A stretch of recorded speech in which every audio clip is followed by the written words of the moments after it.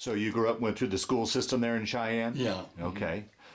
Graduated in 1945, and they had choice of either being drafted or joining the service, and my mother chose the Marines for me because my older brother was in the Marines, and they got him all straightened out.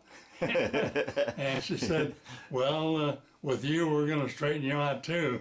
So she called a Marine recruiter, and he came out to the house.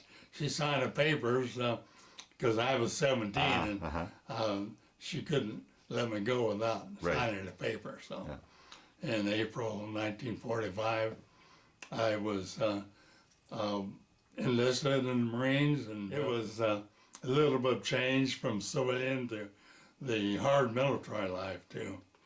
And boot camp was not easy. Yeah, right. Right. Particularly Marine boot camp. Right? Yeah. They put us through the traces there. Yeah.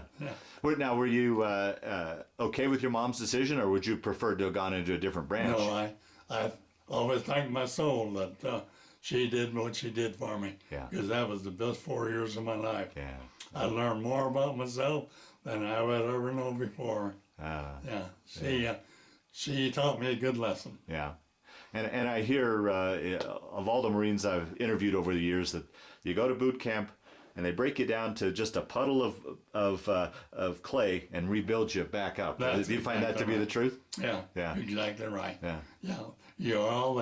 They brought you in there and they shaved your head and they gave you the same uniform, and you were never looked the same after that. And you were just one of a bunch. Yeah. And then finally, as you graduated from there, you went on up the line, and your career came together for you.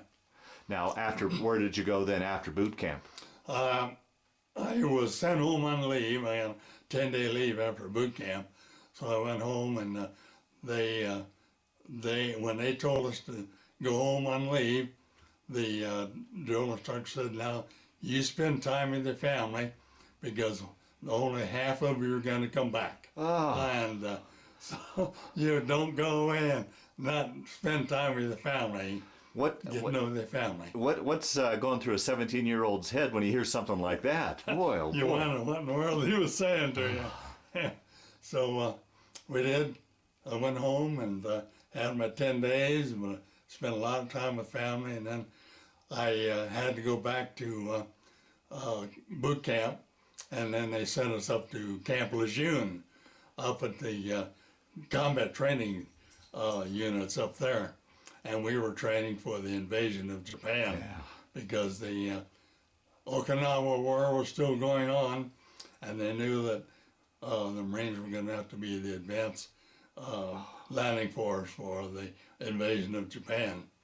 So now, were you getting word back on what that war, what those battles were like, Okinawa and Iwo Jima? Were you aware of how vicious the fighting was? Oh yeah.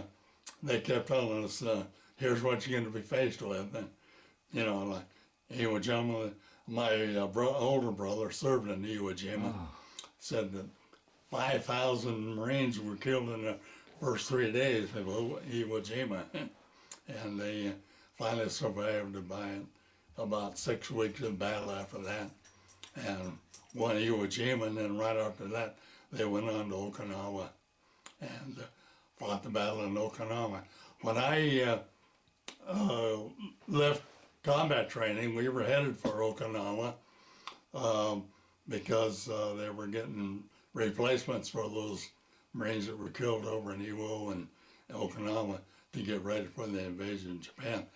But then the war suddenly ended when the bombs dropped, and they declared the war was over. So they turned us all around, and we went back. Oh, were you at sea when that? No, we were on a train heading for San Diego.